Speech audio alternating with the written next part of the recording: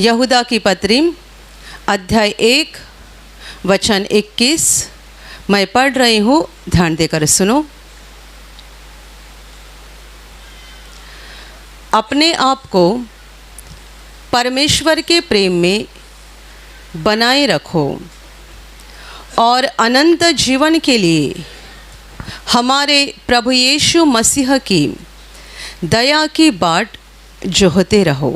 Hallelujah, hallelujah, hallelujah, hallelujah, hallelujah, hallelujah. परमेश्वर का वचन बता रहा है कि अपने आप को परमेश्वर के प्रेम में बनाए रखो और अनंत जीवन के लिए हमारे प्रभु यीशु मसीह की दया की बाट जोहते रहो। Hallelujah, hallelujah, hallelujah. मेरे प्यारे भाई और बहनों, बाइबल हमें सिखाती है कि परमेश्वर प्रेम है और दुनिया के हर मनुष्य से वो प्रेम करता है।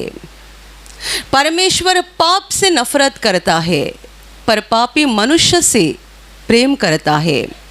ये हमें बाइबल भी सिखाती है और वास्तविक रूप से भी हम देख रहे हैं कि परमेश्वर के प्रेम से किस तरह से पूरी दुनिया भरी हुई है। लोग इतना बुरा बर्ताव कर रहे हैं, मनुष्य इतने पापी बन चुके हैं, तो भी परमेश्वर का प्रेम संसार के ऊपर शुरू है। उसने प्रेम करना अभी तक रुकाया नहीं है। बाइबल गवाही देती है और साथ ही साथ पूरी सृष्टि गवाही देती है कि परमेश्वर प्रेम है। Hallelujah, hallelujah, hallelujah.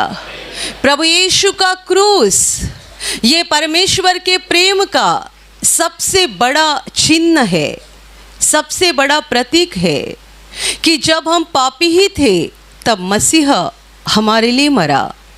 हमारे पापों को उठाकर, हमारे सारे दर्द और क्लेश को उठाकर, हमारे सारे श्रापों को उठाकर परमेश्वर के पुत्र ने क्रूस पर बलिदान किया और पापियों को बचाया। और इसलिए प्रभु यीशु का क्रूस इस बात का बड़ा चिन्ह है कि परमेश्वर की प्रेम की कोई सीमा नहीं है। Hallelujah, hallelujah, hallelujah, hallelujah.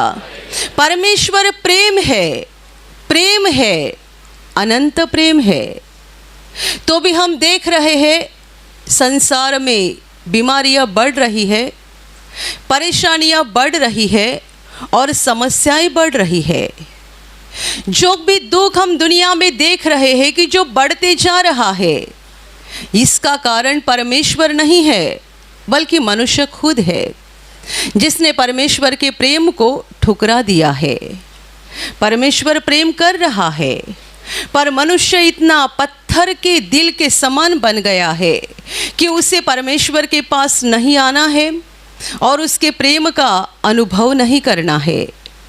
मनुष्य अपने पाप में और बुराई में रहना ही पसंद कर रहा है और इसीलिए हम देख रहे हैं कि पूरा संसार समस्याओं से भरते जा रहा है। और ऐसी हालत में भी, अंधकार से भरी हुई दुनिया में भी जितने सारे लोग अपना मन परमेश्वर की ओर लगाते हैं, जितने सारे लोग अपने मन को फिराते हैं, अपने दिल को बदल देते हैं, प्रभु यीशु के पास आते हैं और यीशु के द्वारा उस महान परमेश्वर की पहचान करा लेते हैं, उस पर विश्वास करते हैं, अपने गलत रास्ते को छोड़ते हैं और उसका हाथ पकड़ते हैं, उनके जीवन में परमेश्वर की आशीषों की बारिश होना शुरू हो जाता है। Hallelujah, hallelujah, hallelujah. ऐसे कई भाई बहन आज यहाँ बैठे हैं जो पहली बार आए होंगे, पर बहुत सारे हैं जो आप हमेशा प्रार्थना में आते हैं। आप क्यों आते हैं? आपको परमेश्वर की ओर से कुछ तो मिल रहा है, आध्यात्मिक आशीर्वाद और भौतिक आशीर्वाद। आप परमेश्वर की ओर से अनुग्रह पा रहे हैं, उसके प्रेम का अनुभव कर रहे हैं, आशीर्वादों का अनुभव कर रहे हैं। इसीलिए तो आप परमेश्वर के चरणों में आए हैं जहाँ से हमें कुछ मिलता नहीं है वहाँ कौन जाएगा। आप जब यहाँ आते हैं, कितने बार लोग ऐसा कहते हैं कि मेरे शरीर में कुछ तो परेशानी थी, यहाँ आने को भी नहीं हो रहा था, पर मैंने ये सोचा कि जब मैं उस प्रार्थना घर में जाऊँगा, वहाँ पहुँचने के बाद मेरी बीमारी ख़त्म हो जाएगी। हालेलुया। और बिल्कुल उनके विश्वास के अनुसार होता भी है। वो आते हैं और जैसा ही अंदर कदम रखते हैं, उन्हें लगता है शरीर से सारी तकलीफ निकल गई और हम आज़ाद हो गए, मुक्त हो गए, छुटकारा मिल गया, चंगाई मिल गई। जो आप नियमित रूप से प्रार्थना में आते हो, आप परमेश्वर के आशीषों का अनुभव करते हो, परमेश्वर के प्रेम का अनुभव करते हो। जैसे कि मैं हमेशा कहती हूँ, बहती हुई हवा आँखों को दिखाई नहीं देती है, पर हमारे शरीर को महसूस होता है, तब हम बोलते हैं हवा बह रही है। आँखों से चीज़ दिखाई नहीं देती, पर हमारे बदन को उसका छूना महसूस होता है और हम बोलते हैं कि हवा बह रही है। बिल्कुल उसी रीति से परमेश्वर को हम देखते नहीं अपनी आँखों से, पर अपनी आत्मा में महसूस करते हैं कि वो है यहाँ पर और उसके प्रेम की नदी बह रही है, उसके अनुग्रह की नदी बह रही है, उसके सामर्थ की नदी बह रही है। Hallelujah, hallelujah, hallelujah, hallelujah. जो लोग प्रार्थना में नियमित रूप से आते हैं, उनके बारे में दुनिया के लोग बड़े अचंभे में पड़ जाते हैं कि ये लोग पागल की तरह इतने दूर दूर से क्यों आते हैं प्रार्थना में, इनको मिलता क्या है। बाइबल कहती है परमेश्वर कितना अच्छा है, उसका अनुभव करके देखो। आपने अनुभव किया, इसलिए आप उसको चिपके रहे हैं। आपने अनुभव किया, इसके लिए आप उसके और करीब और करीब और करीब जाना चाहते हैं। जिन्होंने अनुभव ही नहीं किया है, वो बस दूर खड़े हैं और बोल रहे हैं क्या मिलता है। आज छुट्टी का दिन है, घर रहना चाहिए, रिश्तेदारों के पास जाना चाहिए, घूमने के लिए जाना चाहिए, परिवार को लेकर होटल में जाना चाहिए, पिकनिक के लिए जाना चाहिए। आज का दिन ऐसा दुनिया में कुछ तो खुशी मनाने का दिन है। रविवार का दिन बोले तो छुट्टी का दिन रहता है। ये क्या प्रार्थना का दिन होता है? सप्ताह में 6 दिन काम किए हैं, 7वें दिन खुशी से मनाना चाहिए, आराम करना चाहिए। तो आप जो प्रार्थना में आते हो, दुनिया की नज़र में पागल लोग हो, पर आपको अंदर मालूम है कि आप क्यों आते हो। जो खुशी होटल में नहीं है, जो खुशी किसी पार्क में नहीं है, जो खुशी किसी मॉल में नहीं है, जो खुशी किसी पिकनिक पे नहीं है, उससे कई गुना बढ़कर खुशी आप यहाँ पा रहे हैं, परमेश्वर के चरणों में। परमेश्वर के चरणों में। वैसे तो हर मनुष्यों के ऊपर परमेश्वर प्रेम करता है, पर वही लोग परमेश्वर को देखते हैं और उसके प्रेम का अनुभव करते हैं जिनकी आत्मा की आंखें खुल गई है, जिनकी आत्मा की आंखें बंद है, जो आत्मिक रूप से अंधे हैं। वो कहते हैं परमेश्वर कहाँ है, वो क्या करता है, प्रार्थना करने से क्या होता है, परमेश्वर कहाँ है, वो क्या करता है, प्रार्थना करने से क्या होता है। बस प्रार्थना प्रार्थना करके ही काम चलेगा क्या? कौन बोलते हैं? जिनकी आत्मिक आंखें बंद है और जिनकी आत्मिक आंखें खुल गई है, वो कहते हैं परमेश्वर ही हमारा सब कुछ है, उसने दिया तो हमें मिल जाएगा, नहीं दिया तो नहीं मिलेगा। Hallelujah, hallelujah.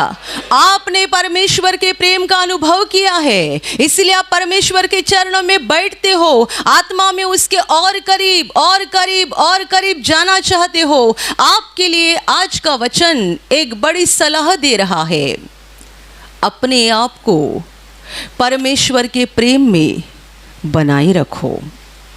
मतलब ये हमारा काम है, ये हमारे लिए दी हुई आज्ञा है। अपने आप को परमेश्वर के प्रेम में बनाए रखो। ये मेरा काम है, ये आपका काम है कि हम कोशिश करें, मेहनत करें, परिश्रम करें और इस बात का ध्यान रखें कि कहीं हम परमेश्वर के प्रेम से बाहर न जाए, बल्कि इसी प्रेम में, परमेश्वर के अनुग्रह में, परमेश्वर की करुणा में, परमेश्वर के प्रेम में अंत तक हम टिके रहे, बनाए रहे। Hallelujah, hallelujah, hallelujah. ये वचन में दी हुई बहुत महत्वपूर्ण सलाह है और बहुत महत्वपूर्ण आज्ञा है, क्योंकि जब हम अंधकार में थे, अंधकार का राजा शैतान उसके कब्जे में थे। जब हम परमेश्वर के पास आ गए, प्रभु यीशु के क्रूस के संदेश को सुनकर हमने उस पर विश्वास किया, प्रभु यीशु को ग्रहण किया और आत्मा का उद्धार हो गया। इसका मतलब हम उस दुष्ट शैतान के हाथ से बाहर निकल आ गए और अभी वो दिन रात हमारा पीछा करता है, चाहता है कि वापस हम अंधकार में जाए और हमारी आत्मा का अनंत काल के लिए विनाश हो जाए। इसलिए हमारा फर्ज बनता है कि हम इस बात का हमेशा ध्यान रखें कि हमें परमेश्वर के प्रेम में अपने आप को बनाए रखना है। ऐसे कई लोग होते हैं जो प्रार्थना में आने के बाद उनकी चंगाई होती है, बड़ी से बड़ी बीमारी निकल जाती है, कुछ समय अच्छा बीत जाता है और कुछ समय अच्छा बीतने के बाद दोबारा वही बीमारी उनके शरीर में प्रवेश करती है। जब ऐसे लोगों के बारे में मैं सुनती हूँ, मुझे ये नहीं लगता कि प्रभु ने ऐसा क्यों किया, ऐसा नहीं लगता कि प्रभु ने ऐसा क्यों किया। ये बहन ठीक हो गई थी, इतना महीना तक अच्छी थी और दोबारा उसे इसी बीमारी में क्यों रहना पड़ा, इसी बीमारी ने इसे क्यों पकड़ लिया, दोबारा ऐसा क्यों हुआ। वजह यह है कि वो अपने आप को परमेश्वर के प्रेम में बनाए नहीं रख पाई। अपने आप को उस चंगाई में, उस अनुग्रह में बनाया रहना क्या होता है, ये उसने नहीं जाना। बहुत साल पहले की बात है, एक भाई को कैंसर की बीमारी थी और किसी प्रार्थना में जाने के बाद, कहीं वो प्रार्थना में गए, उनका कैंसर अच्छा हो गया, एकदम तंदुरुस्त हो गए, जो कि मरने की हालत में पहुँचे थे। वो प्रार्थना में जाने के बाद परमेश्वर का अनुग्रह हो गया और एकदम तंदुरुस्त हो गए। कुछ समय अच्छा गया, मुझे लगता है कई साल तक अच्छा वो रहा और कई साल के बाद ऐसी घटना हो गई कि एक मनुष्य उसके घर पे आ गया। जो मनुष्य उसके घर पे आ गया वो इस हेतु से आया था कि उसकी बेटी की शादी होने वाली थी और शादी का निमंत्रण लेकर वो आया था। पर ये भाई जो कैंसर से छुटकारा पाया था, उसका इस मनुष्य के साथ कोई पुरानी दुश्मनी थी। जैसे ही उसने देखा कि ये आदमी मेरे घर पे आ रहा है, उसके हाथ में निमंत्रण पत्रिका है, वो अपने बेटी के शादी के लिए मेरे घर में निमंत्रण लेकर आ रहा है, उसने घर के सामने से ही उसको भगा दिया और कहा कि मेरा तुम्हारे साथ कोई रिश्ता नहीं है, मेरे घर में मत आना। ये वो भाई जिसे कैंसर से चंगाई मिली थी, जब उसका दुश्मन उसके घर पे आ गया तो बाहर से उसने भगा दिया, ये बोल कर कि मुझे तुम्हारे साथ कोई लेना देना नहीं है और तुम्हें मेरे पास कोई काम नहीं है, तुम यहाँ से चले जाओ। वो बड़ा नाराज़ होकर निकल गया। कुछ दिन बीत गए, ये भाई बीमार हो गया। घर वाले डॉक्टर के पास लेकर गए। डॉक्टर ने कहा वही कैंसर फिर से शुरू हो गया है और ज़्यादा समय नहीं लगा, कुछ ही महीनों के अंदर ये भाई कैंसर बढ़ने के कारण ख़त्म हो गई। लोग कहते हैं क्या ये प्रार्थना में सचमुच ठीक हुआ था? तो यदि ठीक हुआ था तो दोबारा कैंसर कैसे आ गया? और दोबारा कैंसर आने के बाद ये मरा कैसे? यदि प्रभु ने उसको ठीक किया था, परमेश्वर ने उसको चंगाई दी थी, तो फिर से बीमारी क्यों आ गई? लोग ये बात नहीं देखते कि ये व्यक्ति अपनी चंगाई को बनाए नहीं रख पाया। प्रभु यीशु ने उदाहरण दिया है, उस उदाहरण में कहा है, हे दुष्ट दास, मैंने तेरा इतना बड़ा कर्जा माफ़ किया था कि नहीं? मैंने तेरा इतना बड़ा कर्जा माफ़ किया था, तो क्या तू अपने संगी दास का छोटा सा कर्जा माफ़ नहीं कर पाया? मैंने तुझे इतनी भयानक बीमारी से अच्छा कर दिया था, तो क्या अपने दुश्मन के साथ दो प्यार से बातें नहीं कर सकता था? उसके लिए अभी भी दिल में गुस्सा है, जबकि वो खुद सामने से आ रहा है।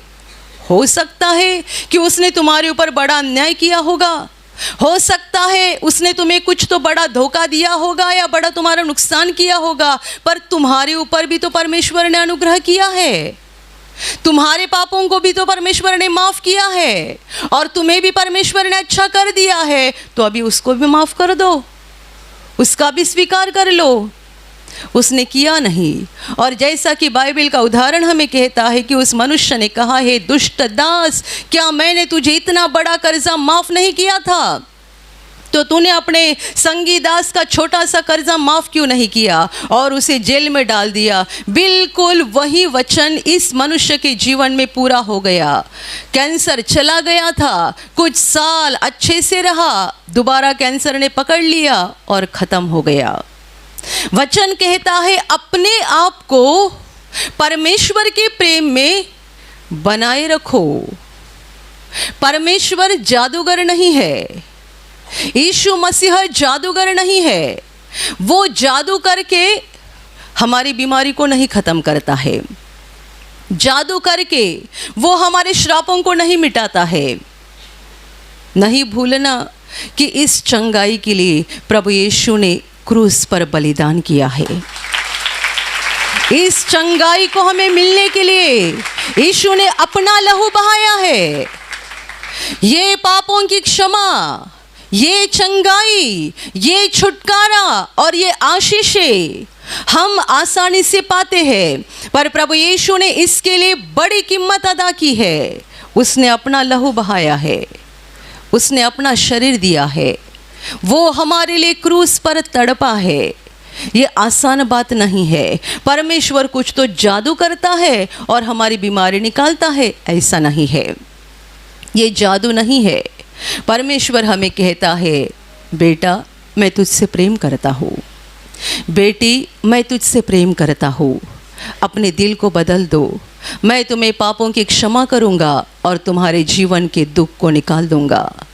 मैं तुम्हें पापों की क्षमा करूँगा और तुम्हारे श्रापों को मिटा दूँगा, क्योंकि मैंने ये सारी बातें अपने ऊपर ली है, मैंने कीमत अदा की है। प्रभु हमें पापों की क्षमा करता है और हमारी बीमारी निकाल देता है, परेशानी निकाल देता है, हमें आशीषित करता है, पर हम इस बात को अच्छे से समझते नहीं हैं और परमेश्वर की कृपा में, अनुग्रह में, प्रेम में बनाए रखने के लिए, अपने आप को उसमें टिके रखने के लिए कोशिश नहीं करते हैं। Hallelujah, hallelujah, hallelujah, hallelujah.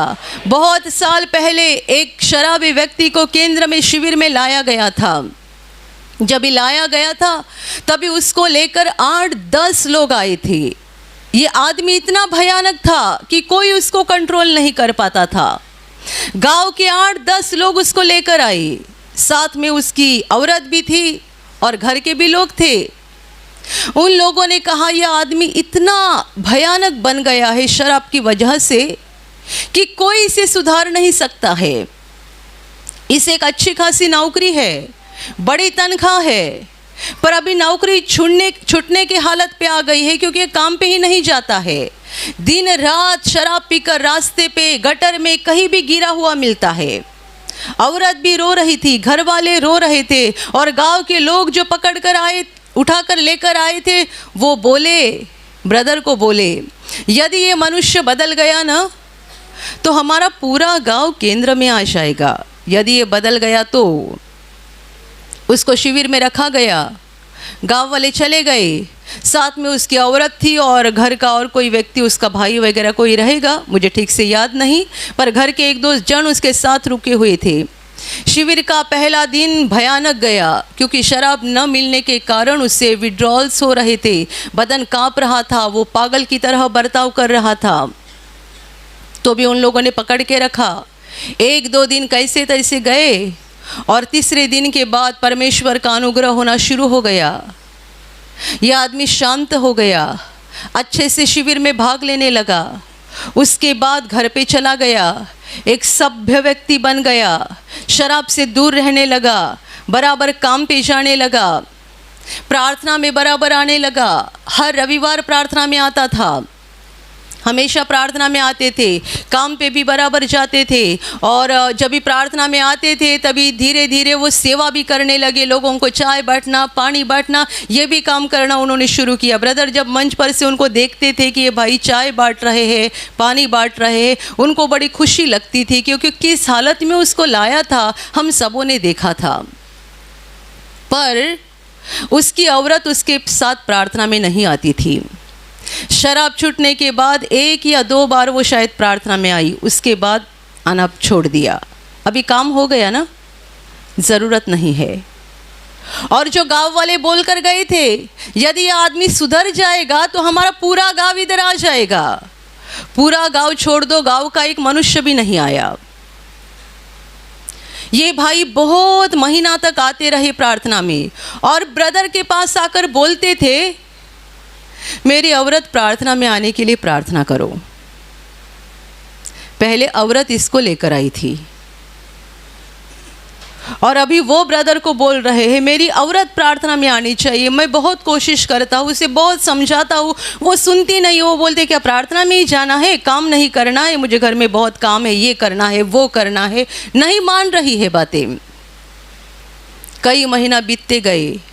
वो ऐसा समय था जब भी प्रार्थना में कम लोग आते थे, तो प्रार्थना खत्म होने के बाद ब्रदर खुद सब लोगों के सर के ऊपर हाथ रख के आशीर्वाद देते थे। तो ये भाई हमेशा बोलते थे आज भी मेरी औरत नहीं आई, आज भी मेरी औरत नहीं आई। कई महीना गए, और कई महीना के बाद दोबारा ये भाई शराब पीने लगे, और शराब पीने लगे, गांव वाले उठाकर लेकर आए। ब्रदर बोले अब मैं क्या करूं, क्या मैं जादूगर हूं कि कुछ तो जादू की डंडी घुमा के इसको अच्छा कर दूं। पहली बार अच्छा हो गया था ना, गांव का कोई मनुष्य आ गया, वो तो छोड़ दो, उसकी औरत नहीं आई साथ में। औरत को घर का काम था। जब दोबारा शराबी बन गए तब औरत आई थी, पूरे बाल ऐसे खड़े हो गए थे। उसको देख के भी बड़ी तरस आ रही थी, मतलब ऐसा लग रहा था कितने दिनों से बाल से कंघी नहीं की है, क्योंकि अभी शराबी बन गए ना। तो औरत को मारते होंगे, गालियाँ देते होंगे, बहुत भयानक बर्ताव करते होंगे। ऐसी बुरी हालत में औरत आ गई, गांव के लोग भी आ गए। ब्रदर ने कहा हम कुछ नहीं कर सकते हैं, आप चाहे तो शिविर में रख दो, 1-2 जन उसके साथ रहो। पर यह आदमी शिविर में रुके ही नहीं, क्योंकि बाइबल हमें ये सिखाती है दुष्ट आत्मा एक बार छोड़कर जाती है, जब दोबारा आती है तब और 7 दुष्ट आत्माएं अपने साथ लेकर आती है। तो मनुष्य की दूसरी हालत पहली हालत से भी ज़्यादा खराब हो जाती है। यह आदमी शिविर में रुके ही नहीं, 1 घंटा भी नहीं रुके। सब लोग उसको शिविर में रखने के लिए कितनी कोशिश कर रहे थे। उसकी औरत थी, घर वाले थे, गांव के लोग थे, बहुत समझा रहे थे, बहुत कोशिश कर रहे थे, किसी की नहीं मानी और निकल गए। कुछ दिनों के बाद खबर आ गई ये भाई मर गए। वचन कहता है अपने आप को परमेश्वर के प्रेम में बनाए रखो। आप मुझे बताइए इस मनुष्य के बारे में परमेश्वर ने क्या गलती की है? बताओ परमेश्वर की गलती कहाँ पर है? परमेश्वर की गलती है नहीं।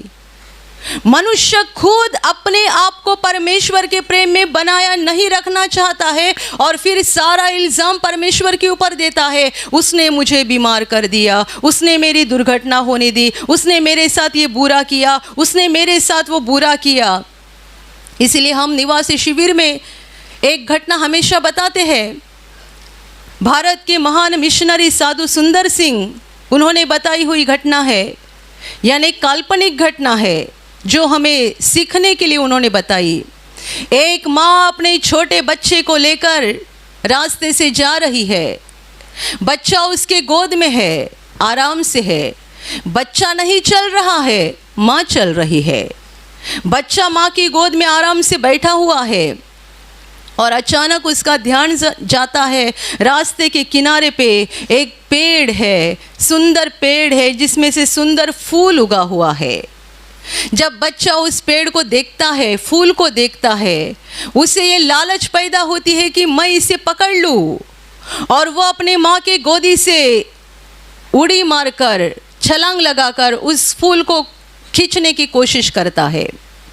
तब क्या होता है, उसका सर पत्थर पे पटक जाता है और सर में से खून निकलना शुरू होता है।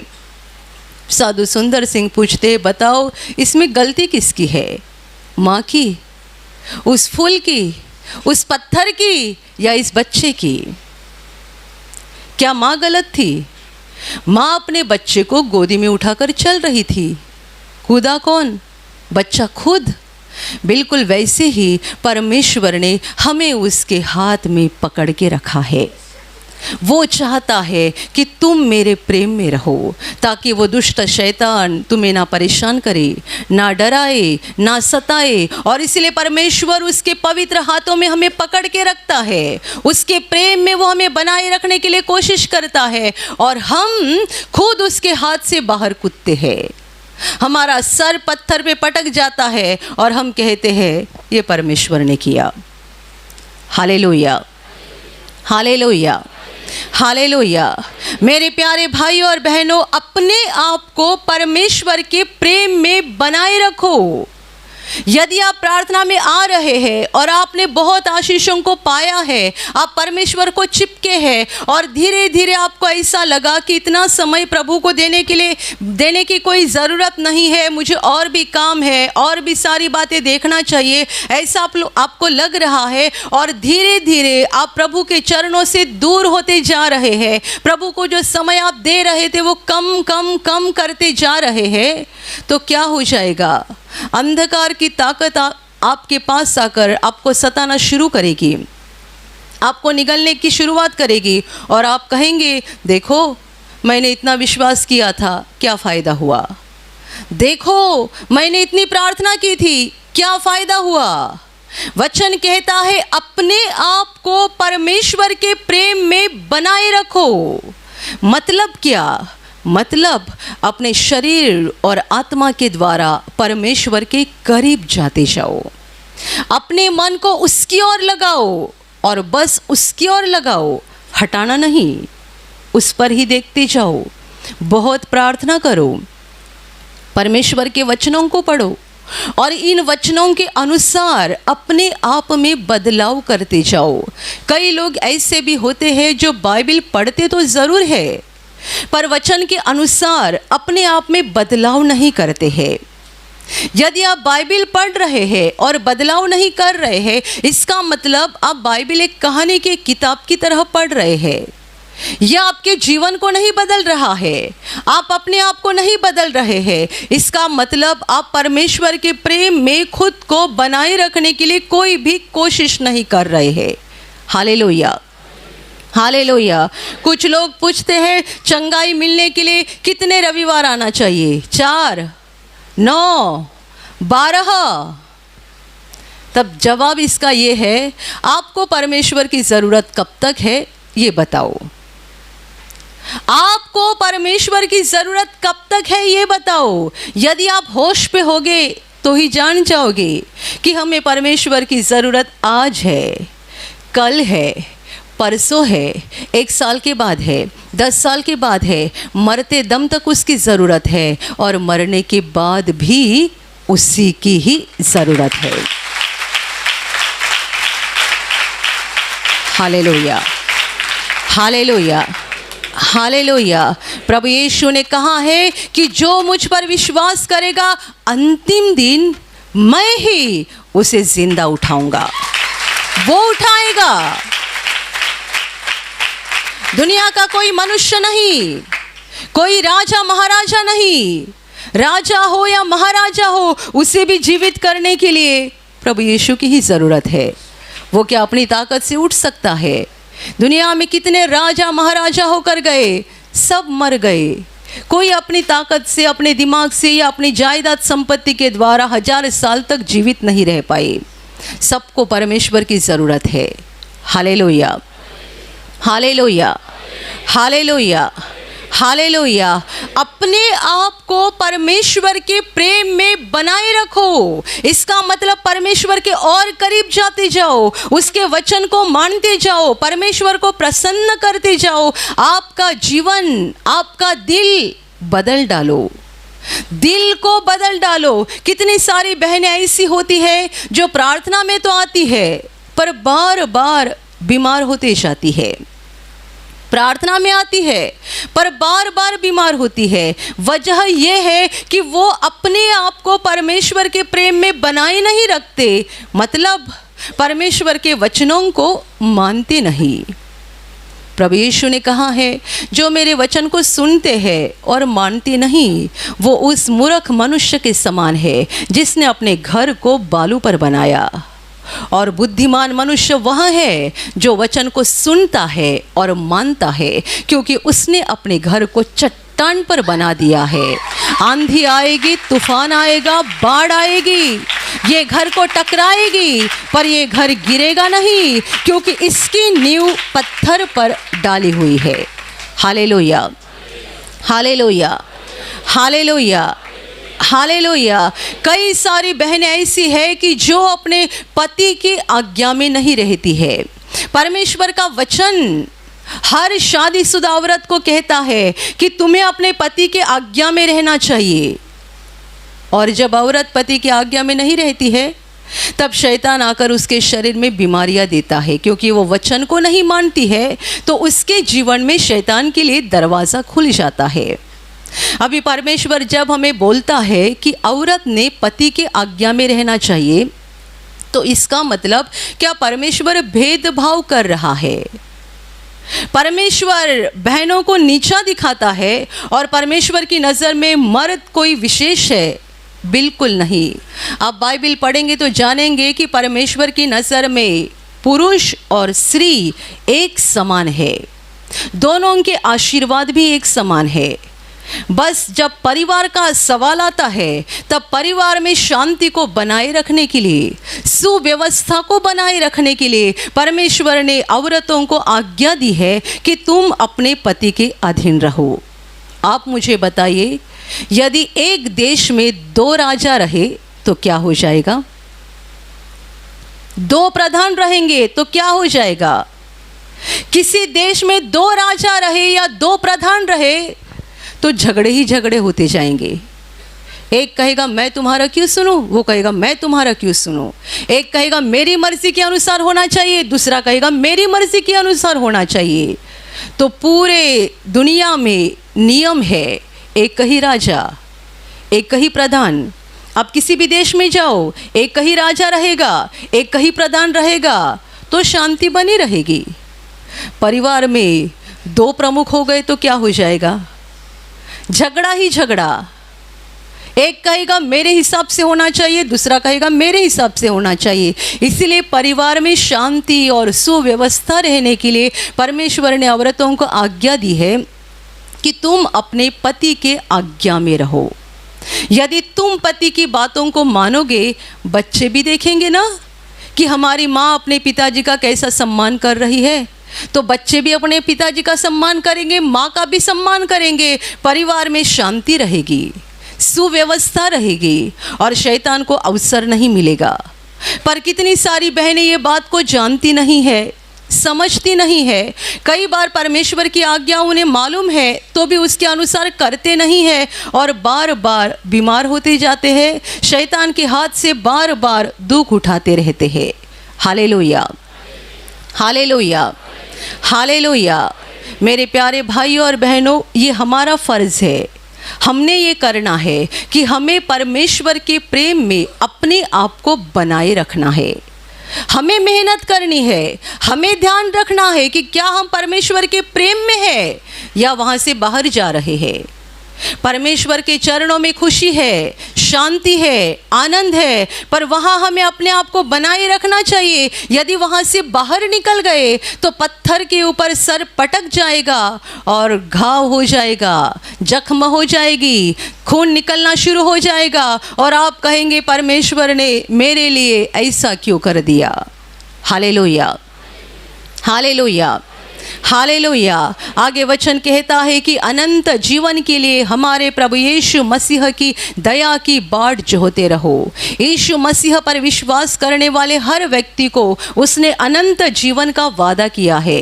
ये इतना सा जीवन काफ़ी नहीं है।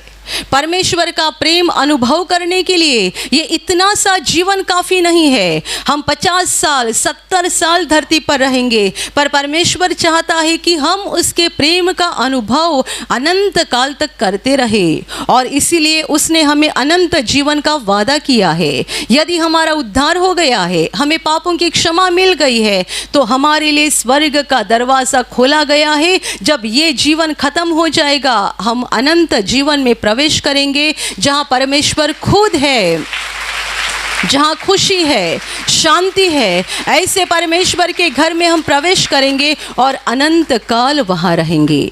वचन कहता है उस अनंत जीवन के लिए हमारे प्रभु यीशु मसीह की दया की बाट जोहते रहो। हमने जिस घड़ी प्रभु यीशु पर विश्वास किया, दूसरे ही पल हम स्वर्ग में नहीं पहुंचते। कुछ समय तक हमको धरती पर रहना पड़ता है। वचन कहता है बाट जोहते रहो, इंतज़ार करते रहो और तब तक, यानी जब तक अनंत जीवन में प्रवेश नहीं होता है, तब तक परमेश्वर के प्रेम में अपने आप को बनाए रखो। Hallelujah, hallelujah, hallelujah, hallelujah. और अभी प्रार्थना करने का समय है। आप विश्वास करो कि एक पल में प्रभु यीशु आपको छूकर चंगाई देगा।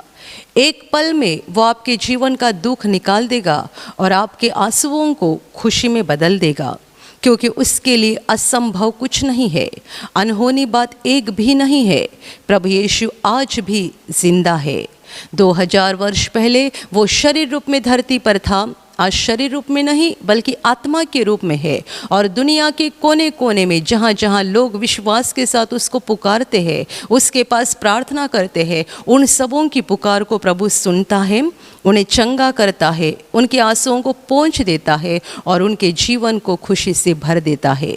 आप भी इसी विश्वास के साथ आपके बीमार भाग पर हाथ रखो और यदि वहाँ हाथ नहीं रख सकते हैं तो अपने सीने पर हाथ रखो। प्रभु यीशु के नाम से इसी क्षण आपके शरीर की सारी बीमारियां निकल जाए। यीशु के नाम से आपके जीवन का सारा दुख निकल जाए। शैतान का हर एक काम आपके जीवन से और आपके परिवार से पूरी तरह से नष्ट हो जाए। यीशु के नाम से, प्रभु यीशु के नाम से शैतान का सारा काम आपके जीवन से नष्ट हो जाए। सारी दुष्ट आत्माओं को प्रभु यीशु के नाम से मैं आज्ञा दे रही हूँ, इसी क्षण इन्हें छोड़कर निकल जाओ और वापस उनमें नहीं आना। इसी क्षण प्रभु का महान सामर्थ्य आपके ऊपर आ जाए। प्रभु का महान सामर्थ्य आपके ऊपर आ जाए। प्रभु का महान सामर्थ्य आपके ऊपर आ जाए। इसी घड़ी पवित्र आत्मा की खुशी आपके दिल में आ जाए, पवित्र आत्मा की शांति आपके दिल में आ जाए और आपका जीवन स्वर्ग की रोशनी से भर जाए। आमीन।